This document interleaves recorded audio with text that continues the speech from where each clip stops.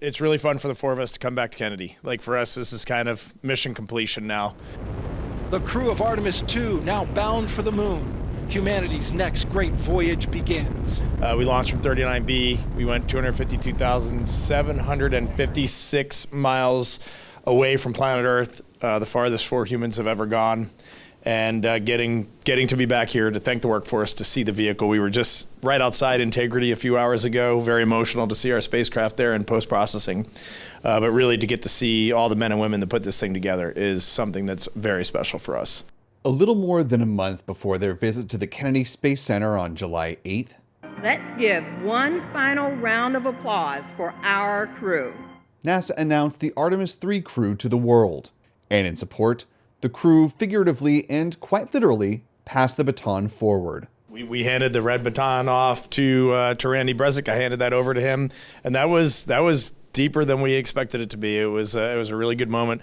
I think the one specific thing that I was trying to relay to that crew and to Randy in particular is, you know, we were the ultimate integrators here, and we really got to look across all of NASA, our international partners. At the end of the day, we climbed on the rocket, and one thing that we were trying to instill in the next crew is you really are ambassadors. You really have to take ownership and encourage these teams to all work together. It's very powerful if you can stand up there and not direct, not lead, not mandate, but to bring people together in this agency. We got a lot of value out of that. The Artemis 3 mission will be a low Earth orbit flight. In the spirit of Apollo 9, they will learn about docking Orion with both a modified Starship rocket and what Blue Origin is calling Blue Moon Mark II Alpha, a modified version of the lander that can launch on another rocket if the New Glenn isn't available to launch in time following the pad explosion on May 28th. Mission specialist Christina Koch noted that part of passing the baton smartly is not to impose their mission onto the next. One other thing we're mindful of is not to be advice monsters.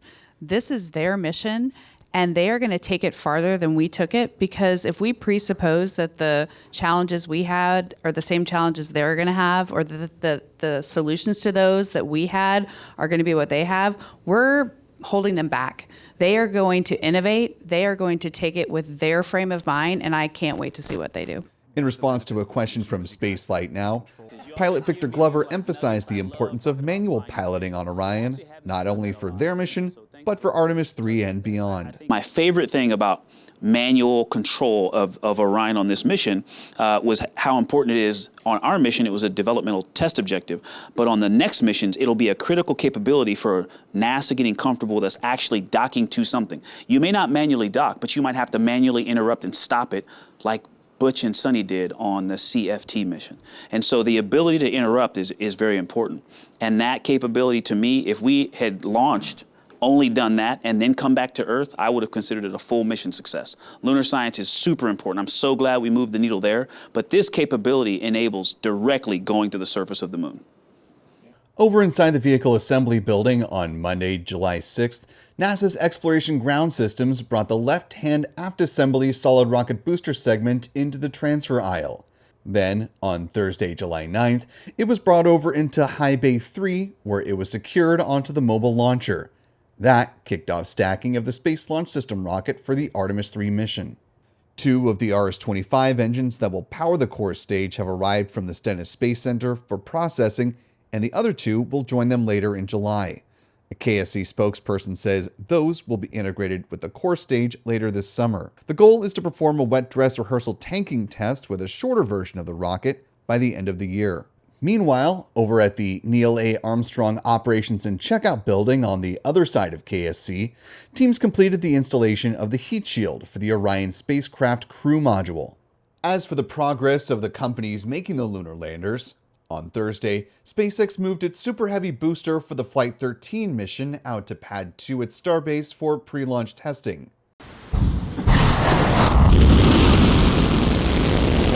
A static fire test was conducted around 10 a.m. Central Time on Friday, July 10th. Hazard warnings suggest a flight could come as soon as mid-July, but SpaceX has not officially announced a target launch date as of July 10th.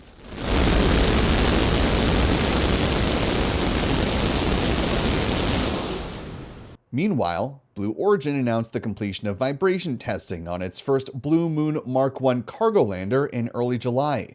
That was followed by performing an integration test with the BE-7 main engine shortly thereafter. The company also showed off its new BT-7 thrusters.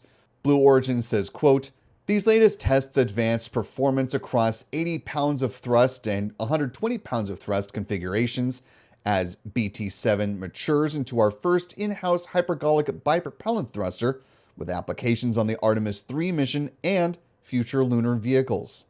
Progress continues on the recovery at Launch Complex 36 as well. Blue Origin CEO Dave Limp shared this time-lapse video of cranes removing the 4 million pound launch bridge, which he says can be reused. The company has said repeatedly that they aim to resume New Glenn launches by the end of calendar year 2026.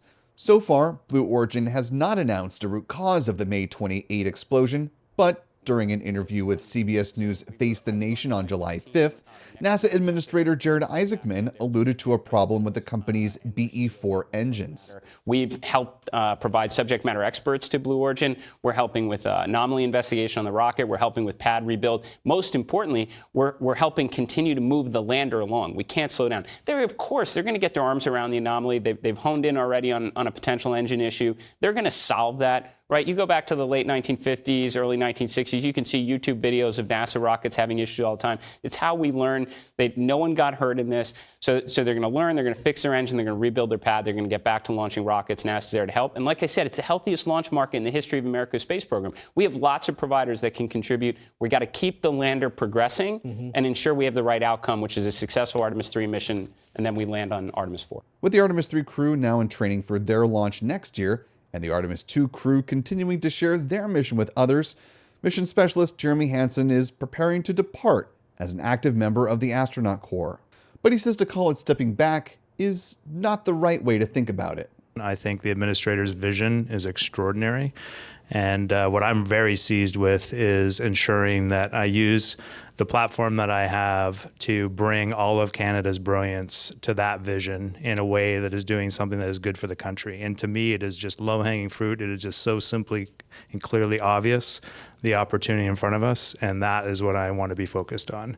And the best way I can do that, I think, is to move home, set down some of my duties of astronaut training for a little bit and focus on that. And that door is wide open, and I'm making sure people know that I'm ready to keep growing and contributing. As for what comes next for the Artemis 2 crew, it's hard to say. We have a lot of this left. I mean, we're on the calendar, we propose 4 months of this, so going until late August, early September, really. But we've got events piling up after September, so I think this is what our lives are going to be like until the end of this year, and then we'll have to adjust, and you'll have to ask that question to 6 months from now, Victor. But it's hard to say, and it professionally, but also personally, there's a lot swirling around right now, and so who knows? Right now, I'm just focused on getting through the end of this interview and getting on an airplane, and we'll talk about and we'll talk about later. I would add the back of the astronaut office coin. There's a couple words on the back of that astronaut office coin, but one of those to me that really resonates right now is lifelong commitment. We got to do something that we truly cherish, and we owe it to the astronaut office, to NASA, to the international community, Canadian Space Agency, to just always be ambassadors, to always give back, to have a lifelong commitment to the core values of our office and to our mission.